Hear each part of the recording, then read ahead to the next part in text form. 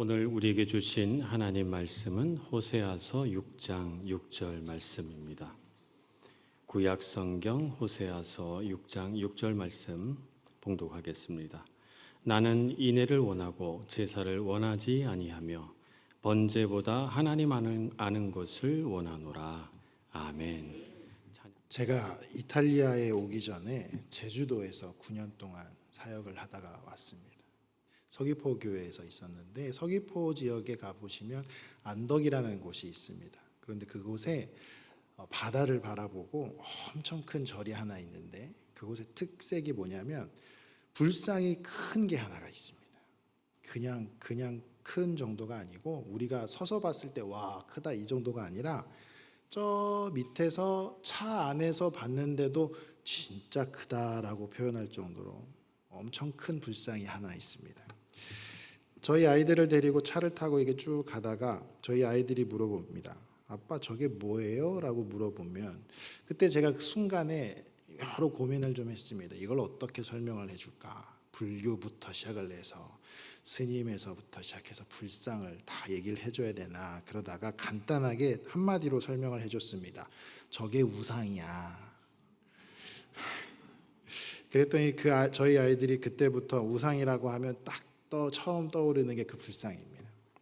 여러분 우상이라는 단어를 많이 들어보셨을 겁니다. 성경에도 많이 나오고 십계명에서도 분명히 하나님께서 우상을 철저하게 지키지 말라라고 섬기지 말라라고 만들지 말라라고까지 말씀하신 것이 바로 우상인데 우리가 잘 아는 우상들 좀 한 두 가지 정도를 우리가 좀 살펴보자면 먼저 가나안 땅에서 제일 강력한 우상이었던 바알이 있습니다. 이 바알 신이 남자 신으로 여겨지면서 무엇을 주된 신으로 무엇을 주관하냐면 비와 바람과 구름을 다스리는 힘이 있어서 풍요와 폭풍을 관장하는 신이었습니다. 거기다가 죽음까지 관장을 하는 신이어서 가나안 사람들은 이 바알 신이 자신을 죽음에서 구원해 줄 신이라고까지 여겼던 신이 바로 이 바알 신이었습니다. 또 한 가지의 신이 있는데 그 우상이 뭐냐면 아세라입니다. 바알이 남자 신이었다면 이 아세라는 여자 신이었습니다. 그래서 다산과 풍요의 신으로 여겨지는 신이었죠. 그래서 고고학적으로 살펴봤을 때 어떤 책을 보면 이 아세라가 모든 우상들의 어머니다라고 표현이 될 정도였습니다. 이 가나안 땅, 이스라엘 백성들이 들어가서 살았던 이 가나안 땅의 주된 신이 바로 이 바알과 아세라라는 신이었죠. 이 바알과 아세라는 부부였습니다. 부부의 신으로 여겨졌습니다. 그래서 바알을 섬기거나 아세라를 섬길 때 그들의 신전에는 특별한 행동이 있었는데 그것이 성적인 행동이었던 거죠. 굉장히 음란한 우상들이었습니다. 그래서 이 신을 섬기는 표현을 한 동상 같은 걸 보면 성적으로 음란한 표현들이 많이 있음을 역사적으로 볼 수가 있지요. 그래서 하나님께서는 신명기 4장의 말씀을 보면 이스라엘 백성들에게 이렇게 말씀하십니다. 가나안 땅에 들어가기 전인데도 불구하고 내가 너희들을 저 요단강을 건너서 아름다운 땅으로 살기 좋은 땅으로 인도할 거야. 그 땅은 너무나도 좋은 땅이고 아름다운 땅이야. 그런데 너희가 그곳에 들어가면 언약을 잊지 말고 내 하나님 여호와께서 말씀하신 그 어떠한 형상도 우상을 만들지 말라라고 콕 집어서 말씀을 해주십니다. 아직 이스라엘 백성들이 가나안 땅에 들어가지도 않았습니다. 들어가지도 않았는데 들어가기 직전부터 하나님께서는 이스라엘 백성들에게 그곳에 가면 우상들이 있을 것인데 그 우상들을 섬기지 말라라고 직전부터 가기 전부터 말씀하여 주시는 겁니다. 너희들은 그곳에 들어가면 어떠한 우상도 만들면 안 된다. 오로지 나만 보고 나와 함께 가야 한다라고 말씀하고 계시는 겁니다. 하나님은 염려가 되셨던 것 같습니다. 그들이 가나안 땅에 들어가면 이러한 바알과 아세라라는 이 우상들을 보게 될 것인데 이스라엘 민족들이 그걸 믿게 될까 봐, 이스라엘 민족들이 그걸 따라가게 될까 봐 염려가 되셨던 것이지요. 그럼에도 불구하고 이스라엘 백성들은 그 가나안 땅에 들어가자마자 우상을 섬기는 죄를 짓게 됩니다. 하나님께서 이렇게까지 경고하셨는데 들어가기 직전부터 하나님께서 계속적으로 말씀하셔서 우상을 섬기지 말라고 하셨는데, 기억하라고 하셨는데, 경고까지 하셨는데, 이스라엘 백성들은 왜 가나안 땅에서 우상을 섬기게 된 것일까요? 사무엘상 9장 말씀을 보시면 여러분 잘 아시는 사울의 이야기가 나옵니다. 사울의 아버지가 당나귀를 잃어버리죠. 그래서 사울과 사울의 시종에게 가서 당나귀를 찾아오라고 합니다. 그래서 사울이 시종을 데리고 에브라임 산지도 가보고 살리사 땅도 가보고 사알림 땅도 가보고 숲까지 막 뒤져가면서 그 당나귀를 찾아 헤맵니다. 그렇게 헤매고 며칠을 헤맸는데 못 찾지요. 그래서 사울이 이렇게 이야기를 합니다. 시종에게 돌아가자. 이 암나귀들보다 우리 아버지가 우리를 더 걱정하시겠다. 내가 가지고 나온 돈도 이제 떨어져서 이제 수중에 돈도 없으니까 우리가 더 이상 찾지 말고 집으로 돌아가자라고 사울이 이야기를 하는데, 그때 이 시종이 사울에게 이런 이야기를 하죠. 저쪽에 가면 모든 걸 다 알고 있는 선지자가 있다라고 합니다. 우리가 그 선지자를 좀 한번 찾아가서 물어보죠. 우리의 당나귀가 어디 있나. 여기서 말하는 선지자가 누구냐면 여러분들 잘 아시는 사무엘입니다. 지금 시종은 하나님한테 찾아가서 하나님, 우리 당나귀가 어디 있습니까? 라고 물어보자라는 겁니다. 하나님을 좀 의지해보자라고 이야기를 하는 거죠. 근데 사울이 시큰둥합니다. 왜냐하면 그 선지자 찾아가면 내가 좀 돈도 좀 줘야 되는데 나 지금 수중에 아무 돈 없다니까 우리 그냥 가자, 이런 마음이었던 것 같은데, 시종이 한술 더 떠서 자기에게 지금 은 한 세겔의 4분의 1이 있으니까 이거라도 드리고 우리가 한번 물어봅시다 라고 이야기를 하는 겁니다. 제가 한번 검색해 봤습니다. 은 한 세겔의 4분의 1이 지금의 돈으로 얼마 정도 되나. 은 한 세겔이 노동자가 한 4일 정도의 노동력이라고 합니다. 그것의 4분의 1이니까 하루 정도의 품삯이라 생각하시면 되겠죠. 지금 시세로 쳐서 많이 쳤을 때 한국 돈으로 한 10에서 15만 원 정도, 유로로 따지면 더 많이 쳐서 한 100유로 정도 된다 생각하시면 편하실 것 같습니다. 지금 시종이 저한테 한 100유로 정도 있는데 요거라도 좀 드려서 우리 한번 물어봅시다 라고 얘기하니까 사울이 그래, 그러면 우리가 그거라도 가지고 가서 하나님께 한번 물어보자. 하나님, 우리 당나귀 어디 있는지 하나님 한번 물어보자 라고, 하나님이 알려주시겠지 하고 이 마음으로, 간절한 마음으로 희망을 가지고 가는 게 아니라, 기대하고 가는 게 아니라 사울이 그래, 그럼 한번 가보자 라는 마음으로 아무 생각 없이 쫓아갑니다. 그래서 여러분, 이스라엘 백성들이 왜 우상을 가나안 땅에 들어왔을 때 섬기게 되었을까요? 지금 사울과 똑같은 모습인 겁니다. 이제 정착을 하고 가나안 땅에서 생활을 시작을 합니다. 하나님께서는 분명히 말씀하셨습니다. 가면 그 가나안 백성들을 다 진멸해야 된다. 모두 다 몰아내야 한다라고 말씀하셨는데 그러지 못하지요. 그래서 결국에는 여호수아 시대 이후에도 계속적으로 가나안 백성들과 같이 거주하게 됩니다. 그러다가 어느 날 이스라엘 백성들이 길을 걸어가는데 저쪽에 가나안 사람들이 모여서 뭔가를 하고 있는 게 보입니다. 뭐지? 시끄럽고 되게 즐거워 보이고 이상한 야릇한 분위기도 느껴지는 것 같고, 가서 보는데 사람들이 성적인 행위도 하고 있고, 이게 뭐지 하는 생각이 들어서 물어봅니다. 이게 뭐 하는 겁니까? 라고 물어봤을 때 가나안 사람들이 이야기를 해주죠. 저희가 섬기는 바알신을 섬기는 중입니다. 이 바알신은 저희들에게 죽음을 관장도 하고요, 비와 바람으로 농작물이 잘 되게도 해주는 신입니다. 또 아세라도 섬기는데 우리에게 다산을 주고 풍요를 주는 신입니다. 우리는 바알과 아세라를 이렇게 즐겁게 섬깁니다. 지나가다가 아무 생각 없이 그들의 문화를, 그들의 바알을, 우상을 섬기는 모습을 받아들이게 되지요. 아무 생각이 없었습니다. 그냥 여기서 살려면 이렇게 해야 되는 거구나. 이 가나안 땅에서 잘 살려면 이렇게 살아가야 되는구나. 영적으로 무감각의 상태입니다. 이 가나안 땅에 들여보내 주신 게 하나님이신데 그 하나님을 잊어버렸습니다. 자신들이 왜 이 땅에 들어오게 되었는지 아무런 고찰도 깊은 고뇌도 없이 이 땅에서 어떻게 살아가야 하는지 아무런 생각도 없이 가나안의 문화에 동화되어서 우상을 섬기게 된 것입니다. 이스라엘 백성들은 그러면 안 됐습니다. 영적으로 무감각 상태가 있으면 안 됐습니다. 하나님께서는 분명하게 너희들은 그 땅을 진멸해야 된다. 그곳에 들어가면 우상을 절대로 만들면 안 된다. 그곳에 들어가면 너희가 바라보게 될 그 우상들이 참 많을 건데 바라보지도 말고 다 없애야 된다. 분명하게 하나님은 말씀하셨는데 그 땅에 들어가자마자 영적 무감각으로 다 잊어버리고 아무 생각 없이 살아가고 있었던 것입니다. 그런데 우리가 하나님을 믿을 때 그런 모습이 보일 때가 있습니다. 영적으로 무감각하게 아무런 생각이 없이 예배당에 나옵니다. 하나님을 믿는다라고 신앙생활을 한다라고 교회를 나오는데 예배를 드리러 오는 주일인데 11시구나. 예배 드리러 가야 되는구나. 그래 빨리 갔다가 밥 먹고 좀 쉬자. 집에 와서 빨리 쉬자. 아무 생각 없이 예배에 나옵니다.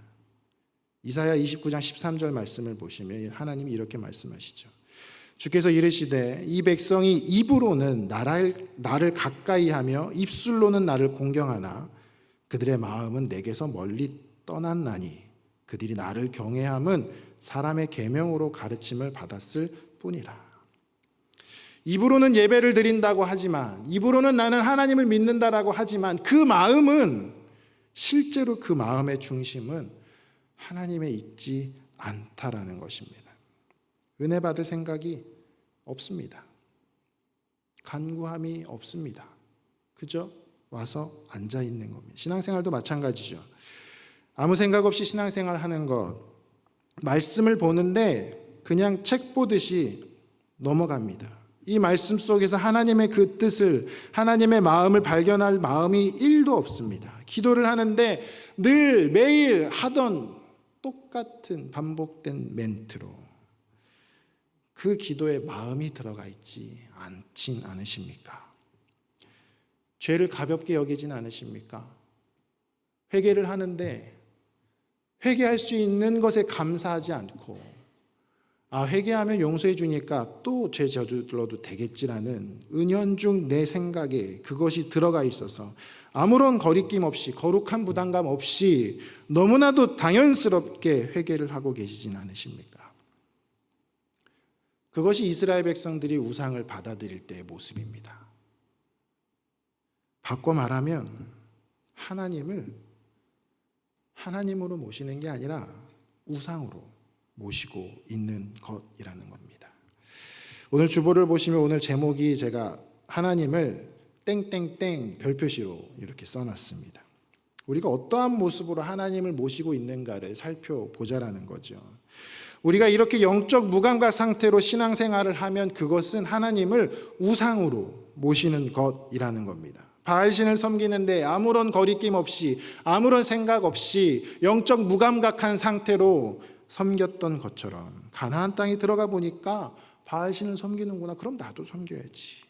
하나님 앞에 나올 때 은혜에 대한 간절한 사모함이 없습니다. 하나님 앞에 내가 모든 영광을 올려드려야 되겠다는 각오, 신앙생활을 하면서 내가 오늘은 성경을 몇 장을 읽고 끝까지 읽어내야지, 내가 이 기도는 꼭 해야지, 내 허벅지를 찌르는 그러한 각오가 없습니다. 제가 저희 교회 청년들한테 매주 청년부 모임을 했는데 시작을 하면서 항상 질문하는 첫 번째 질문이 뭐냐면 이번 한 주간 동안에 만난 하나님을 얘기해 보라고 이렇게 질문을 합니다. 저희 청년들이 처음에는 당황스러워하죠. 왜냐하면 아무 생각 없이 살아왔거든요. 그러다가 어물쩡 첫 번째 주가 넘어갔는데 이번 주는 안 하겠지 생각하겠지만 저는 그 질문을 또 합니다. 매주 합니다. 그러면 청년들이 어떻게 하냐면 거룩한 부담감을 느끼기 시작합니다. 목사님 이거 또 물어보실 텐데 뭐 대답하지? 그러다가 월요일 화요일 날 말씀 보다가 하나님의 은혜 받으면 이거 얘기하면 되겠다. 그러면 그때부터 마음이 홀가분하답니다. 목사님한테 할 말이 생겼다. 근데 목요일쯤 됐는데도 아직 그게 없으면 불안불안하기 시작하답니다.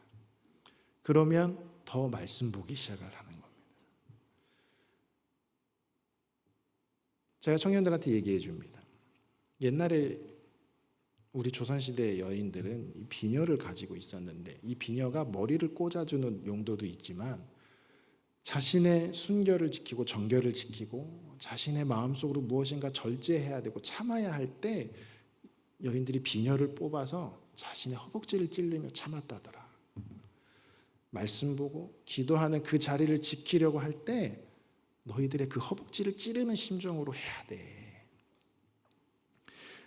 그 친구들이 그렇게 매주 물어보니까 매주 그 하나님을 만나더라고요.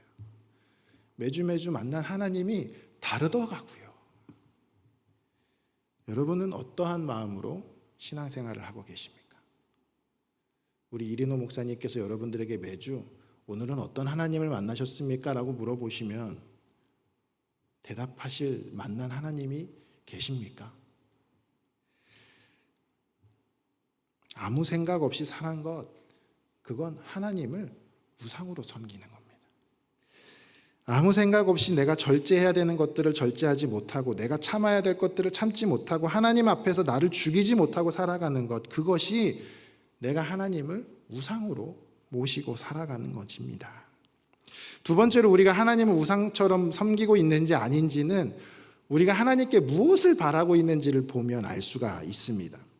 여러분, 우상은 본질적으로 왜 만들어지냐면 내가 뭔가 필요하기 때문에 만들어집니다.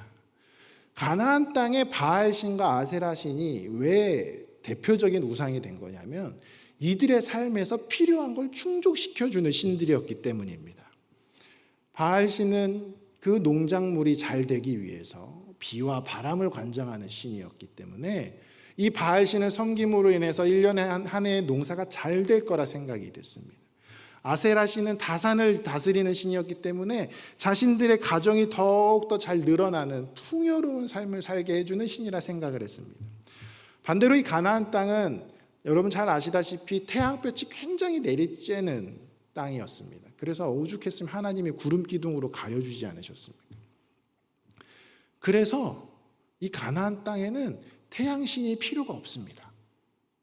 그래서 태양신을 믿지 않습니다. 왜? 자기들한테는 태양신이 없어도 태양이 많이 내리쬐거든요. 그런데 바알과 아세라는 필요합니다. 왜? 자기들의 필요를 채워주니까요. 결국 이 바알과 아세라를 섬긴다는 것은 내 삶을 하나님께 이 신에게 맡긴다가 아니라 내가 원하는 축복을 얻기 위해서 이 신을 이용한다라는 태도였던 것입니다. 우상이 바로 이겁니다. 내가 필요하기 때문에 섬기는 것. 그런데 우리도 하나님을 그렇게 섬길 때가 있습니다. 내가 필요하니까 하나님을 섬기는 겁니다. 우리가 하나님을 찾는 이유가 주님이 나를 구원하여 주시고 나를 사랑하여 주셔서 나의 하나님이시기에 내가 주님을 예배합니다가 아니라 주님, 지금 제 형편이 어려우니 이 문제만 좀 해결해 주십시오에 머문다면 우리는 하나님을 우상으로 모시고 있는 겁니다. 하나님을 사랑해서 찾는 것이 아니라 하나님께서 내 문제를 해결해 주시는 도구라고, 하나님이 내 소원을 들어주시는 램프의 요정 진이라고 그렇게 하나님을 바라보는 겁니다. 사울 왕이 또 얘기를 해보겠습니다. 이 사울 왕이 사무엘상 13장에서 전쟁을 앞두고 제사를 지내야 되는데 사무엘이 오지를 않는 겁니다. 그때 어떻게 합니까? 스스로 번제를 드립니다. 겉으로 보면 전쟁 나가기 전에 하나님을 찾아야지, 하나님 앞에 기도해야지 라는 것처럼 보이시겠지만 지금 이 사울 왕은 실제로는 그 하나님을 신뢰하기 때문에 제사를 드린 게 아니라 전쟁에 이길 수 있게 힘을 줄 신이 필요했던 겁니다. 사울에게 하나님은 경외의 대상이 아니라 자신을 왕 위에서, 그리고 지금 백성들이 도망가고 있는 그 급한 상황을 해결해 줄 존재로 취급하고 있었던 것이죠. 여러분, 이 사울의 행동은 우리에게 매우 중요한 질문을 던집니다. 여러분, 나는 하나님을 예배하고 있는가? 아니면 하나님을 이용하고 있는가?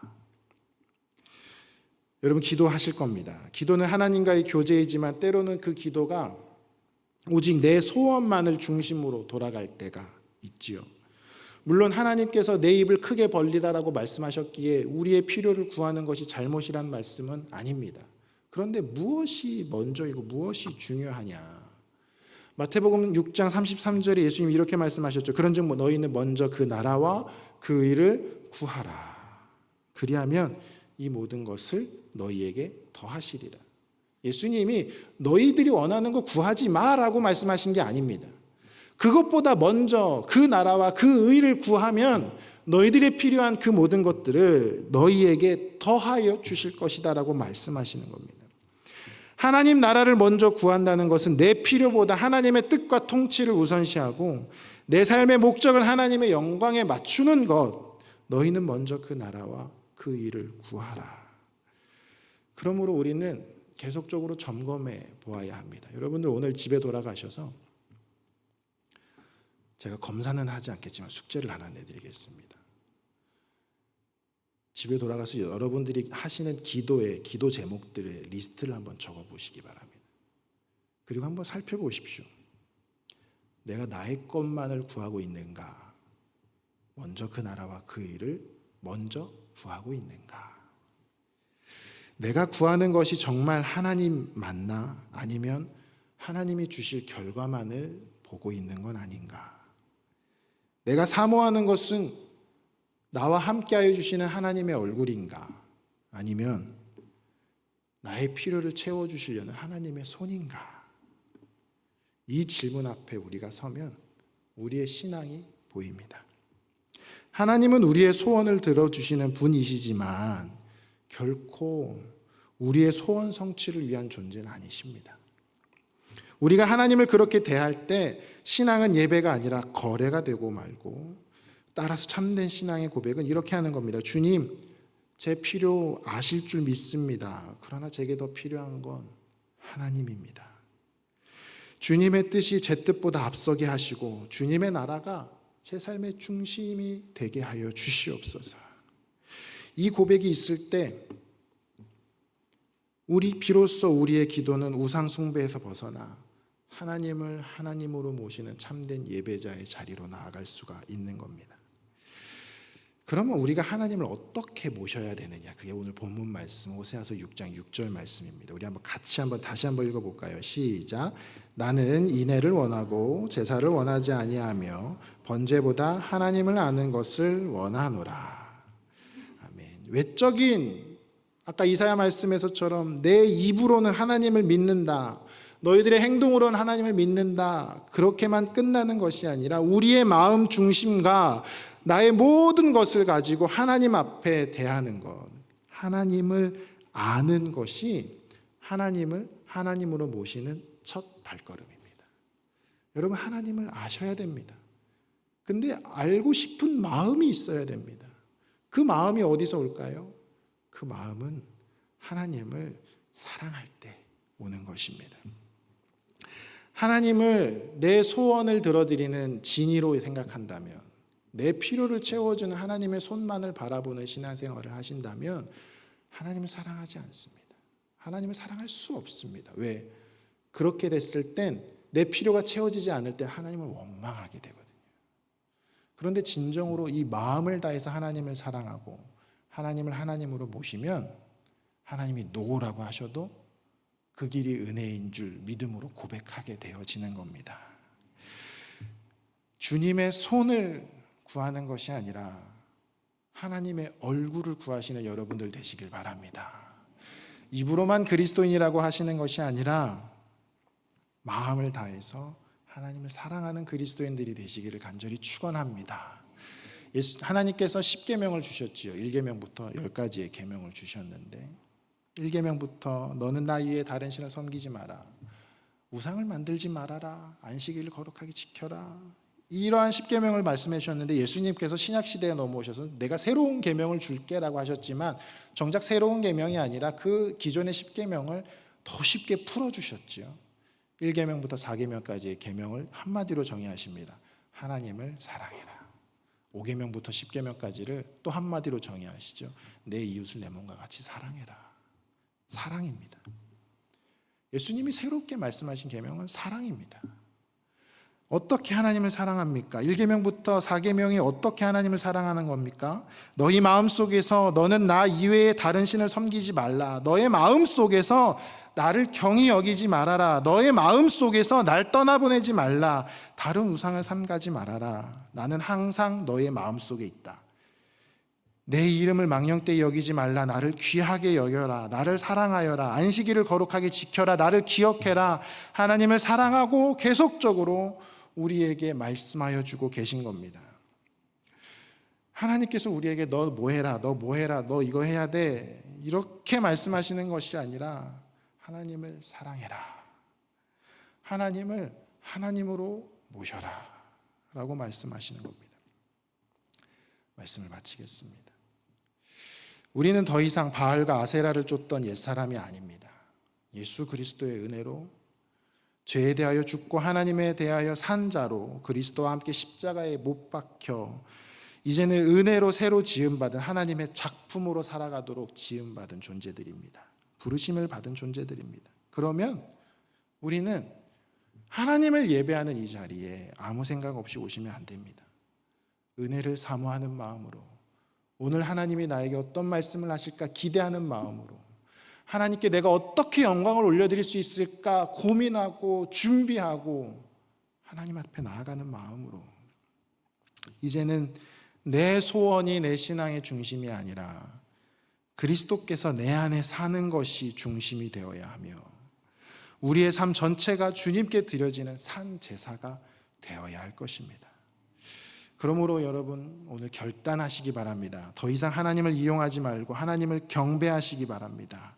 더 이상 내 뜻을 앞세우지 말고 주님 뜻에 복종하는, 순종하시는 여러분들이 되시기를, 이제 은혜 입은 자답게 이제 그 은혜를 따라 살고 그 은혜를 증언하는 삶으로 당당하게 걸어나가시는 우리 모든 성도님들 되시기를 간절히 축원합니다. 기도하겠습니다. 사랑의 하나님 아버지, 우리를 사랑하여 주셔서 우리와 함께하여 주심에 감사드립니다. 그 하나님을 우리가 우리의 소원을 들어주는 진의로만, 하나님의 손만 바라봤던 저희들을 용서하여 주시옵고, 아무런 기대 없이 아무런 소망 없이 간절함 없이 나아갔던 저희들의 모습을 용서하여 주시옵고, 이제는 하나님과 동행하며 두 손 붙잡고 살아가는 저희들의 삶이 될 수 있도록 성령이여 도와주시옵소서. 그렇게 살아갈 때에 아버지 아픈 자들 치료하여 주시고, 그렇게 살아갈 때에 복음 전하는 자들에게 그리스도의 향기가 날 수 있도록 역사하여 주시옵소서. 감사드리며 예수님의 이름으로 기도드립니다. 아멘.